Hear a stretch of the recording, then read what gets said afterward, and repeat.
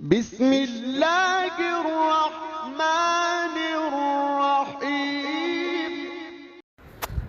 السلام علیکم دوستو، آج میں آپ لوگوں کو سچی توبہ کا ایک واقعہ سنانے جا رہا ہوں۔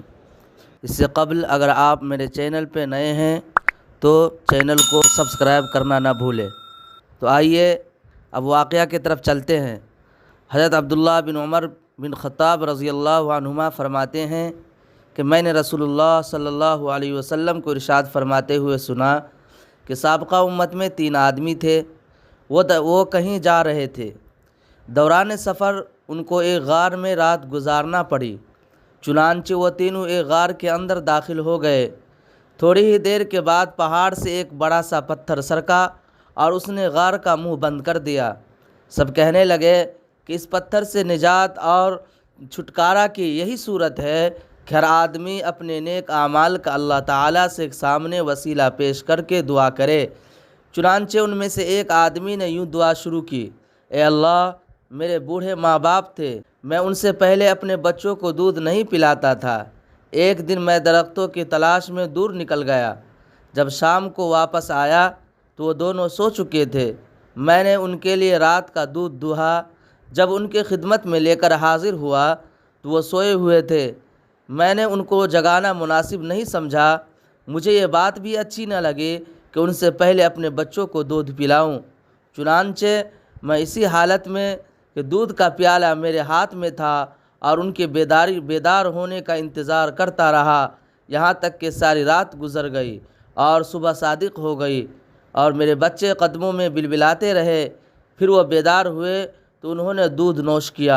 اے اللہ، اگر میں نے یہ کام تیری رضا جوئی کے لیے کیا تھا تو اس پتھر کی وجہ سے جس پریشانی میں ہم مبتلا ہے اس کو دور کر دے۔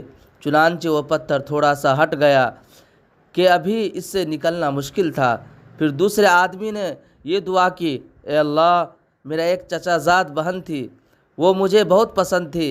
ایک روایت میں یہ الفاظ ہے کہ میں اس سے اس قدر محبت کرتا تھا جس قدر کوئی مرد عورت سے محبت کرتا ہو، بلکہ اس سے بھی زیادہ۔ ایک دن میں نے اس سے برائی کا ارادہ کیا تو وہ نہ مانی، حتیٰ کہ وہ قحط میں مبتلا ہوئی تو اس نے میرے پاس آئی اور میں نے اس کے 100 دینار اس شرط پر دیے کہ وہ مجھے برائی کا موقع دے گی۔ وہ تیار ہو گئی، یہاں تک کہ جب میں نے اس پر قابو پا لیا تو وہ کہنے لگی کہ خدا سے ڈر، جائز طریقہ ہی سے پردہ بکارس کو زائل کر، پس میں اس سے دور ہو گیا، حالانکہ وہ مجھے بہت زیادہ محبوب تھی اور جو سونا میں نے اس کو دیا تھا واپس نہیں لیا۔ اے اللہ، اگر میں نے یہ کام تیری خوشنودی کے لیے کیا تھا تو اس مصیبت سے ہمیں نجات دے جس میں ہم سب مبتلا ہے۔ چنانچہ وہ پتھر تھوڑا سا مزید اپنی جگہ سے ہٹ گیا، ابھی اس سے نکلنا مشکل تھا۔ پھر تیسرے آدمی نے دعا کی: اے اللہ، میں نے چند مزدور اجرت پر رکھے تھے، ایک آدمی کے سوا سب کی مزدوری میں نے ادا کر دی۔ وہ آدمی جس کی مزدوری میں نے ادا نہیں کی تھی وہ اپنی مزدوری چھوڑ کر چلا گیا تھا۔ میں نے اس کی اجرت کو بڑھایا یہاں تک کہ اس سے اموال کثیرہ ہو گئے۔ پھر ایک عرصہ کے بعد وہ آیا اور اس نے کہا: اے اللہ کے بندے، میری اجرت مجھے دے دو۔ میں نے کہا: یہ اونٹ، گائے، بکریاں اور غلام وغیرہ جو تجھے نظر آ رہے ہیں یہ سب تیری ہی اجرت ہے۔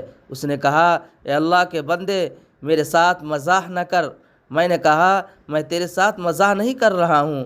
چنانچہ اس نے وہ سارا مال لیا اور سارے جانور ہاک کر لے گئے، کوئی چیز نہیں چھوڑی۔ اے اللہ، اگر میں نے یہ کام تیری رضا حاصل کرنے کے لیے کیا تھا تو ہمیں اس مصیبت سے چھٹکارا عطا فرما دے جس میں ہم سبھی مبتلا ہیں۔ چنانچہ وہ پتھر دور ہو گیا اور وہ تینوں اس غار سے نکل کر آگے روانہ ہو گئے۔ معلوم ہوا کہ مصائب و مشکلات کے پیش آنے پر اللہ تعالیٰ سے دعا کرنی چاہیے، اور یہ تعبیل حکم بھی ہے، جیسا کہ ارشاد ربانی ہے: وقال ربکم ادعونی استجب لکم، یعنی تمہارے پروردگار نے فرمایا ہے تم مجھ سے دعا کیا کرو، میں تمہاری دعا قبول کروں گا۔